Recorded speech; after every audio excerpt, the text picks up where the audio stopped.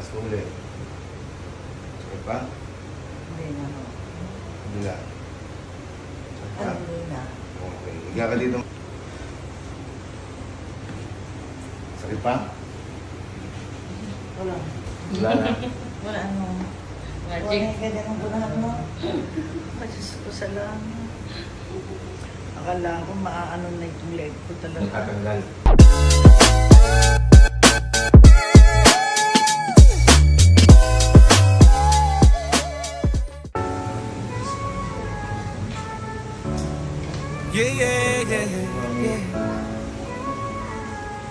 Wow. Okay, mami. Yeah.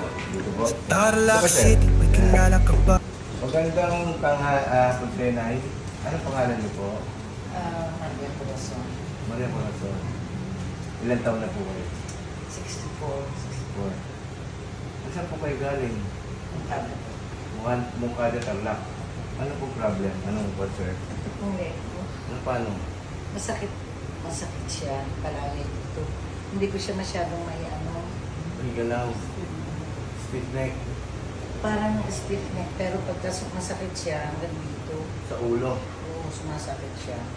Aww. Oo. 2 buwan na. Oo, nagpatingin ako sa doktor para Cetamol plus Vitaplex. Tapos, yun lang, parang pain reliever.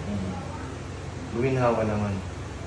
Nawawala-wala, pero siya pa rin, bumabalik ako pagka umaga, nag-umpisa ganyan na naman. Hindi ka makatulog sa gabi. Oo, mahirap. Pwede ako mag-pain reliever, wala. Ito sana makuha ko ng isang beses. Pero, pagka ganyang case, kaya, dapat yan mga dalawang beses. Pero yan, 2 beses. Sa bawat himas may agimat ng kamay. Ginagamot ng puso, serbisyo, walang kapantay, walang gamot na... Sana mapagaling kita kagad. Pero hanggat maaari, 2 session mo. Kasi, I-a-adjust ko siya. Okay. Pero may ginawa ka na ngayon, mami. Na kirot, wag nang magalinlangan, si MJ ang sagot. Sa tanikala ng sakit, siya ay iyong kasama. Dahil bawat haplos. Masakit to. oo, masakit Dito. po. Opo. Dito. Ayan, opo. Dito. Dito. Lahat dyan. O yun, pati ito nadadamay na rin eh. Dito. Ayun, Okay. masakit. Dito. O-ring ko, parehas. Relax lang.